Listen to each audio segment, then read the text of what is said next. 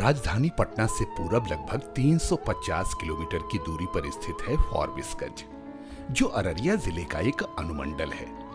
British शासन काल में इस क्षेत्र में अंग्रेज अधिकारियों के बंगले थे और ये इलाका रेजिडेंशियल एरिया या आर एरिया के नाम से जाना जाता था। कालांतर में आर एरिया अररिया के नाम से जाना जाने लगा। यही एक अंग्रेज अधिकारी फोर्ब्स का भी बंगला था, जो बाद में फॉरबिसगंज के नाम से मशहूर हुआ। ये क्षेत्र प्रख्यात लेखक फणीश्वर नाथ रेणु की जन्मस्थली भी है, जो इसी अनुमंडल के हेंगना औराई गांव के वासी थे, जिन्होंने प्रसिद्ध उपन्यास मैला आंचल और मारे गए गुलफाम की रचना की थी। उनकी इसी कृति पर तीसरी कसम फिल्म का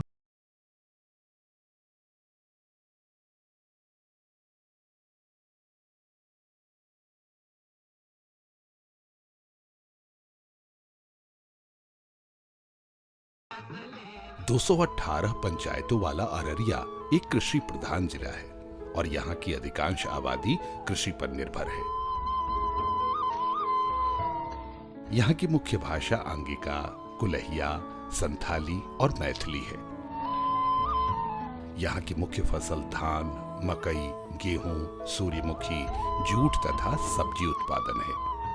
हालांकि ये इलाका बाढ़ प्रभावित और भूकंप प्रभावित जिला है। बावजूद इसके किसान पूरी मेहनत से खेती कर जीवन यापन करते हैं। जिले में छोटी बड़ी 7 नदियां हैं, जिससे खेतों की सिंचाई भी हो जाती है। कुछ किसान पंप या नहर से भी सिंचाई करते हैं। जिले की परमान नदी में गांगे, डॉल्फिन तथा छोटी बड़ी मछलियां भी पाई जाती है। अररिया से सटे ही नेपाल तथा बांग्लादेश की सीमा है। इसी जिले के फॉरबिसगंज अंतर्गत मुसहरी गांव की रहने वाली एक साहसी महिला हैं अनीता देवी।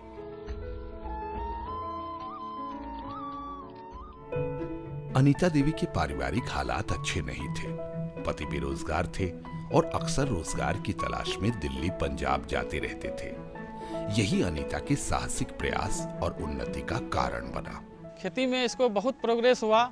इसके बाद धीरे धीरे ये जो है बोला कि आप थोड़ा करके पैसा भेजिए और हम खेती करते हैं। तब ये जो है अपने हिसाब से जो है बाहर जाने लगी, खेत पर जाने लगी और जो है मान के चलिए दूसरा से, लेबर से जैसे वो खेती करवाते थे और जो है अपने से भी भीड़ करके वो खेती करते थे।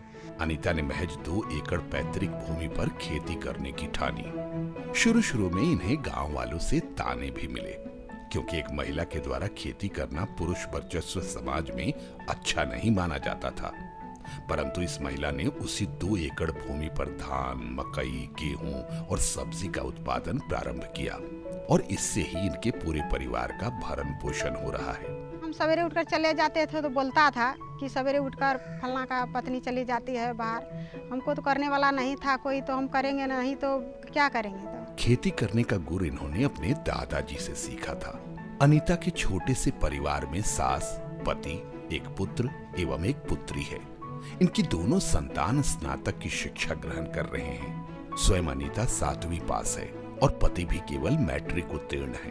परंतु धुन की पक्की अनीता ने स्वयं मेहनत कर बच्चों को उच्च शिक्षा देने का संकल्प लिया है। सोचे कि अपना तो हम कम पढ़े लिखे हैं, बाल बच्चा को पढ़ा लिखा लेते हैं किसी तरह से। अपना दिक्कत पर झेल कर, बहुत गरीब थे, इसी तरह दिक्कत से झेल कर अपना बाल बच्चा को पढ़ा लिए।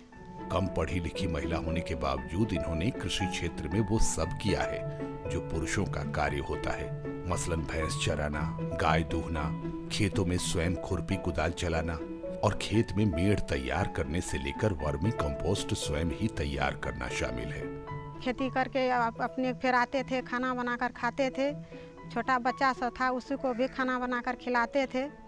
तब खाना बनाकर खिलाकर फिर भी चले जाते थे जमीन पर, कोदार पारते थे, पसनी चलाते थे, कभी खाद गिराते थे।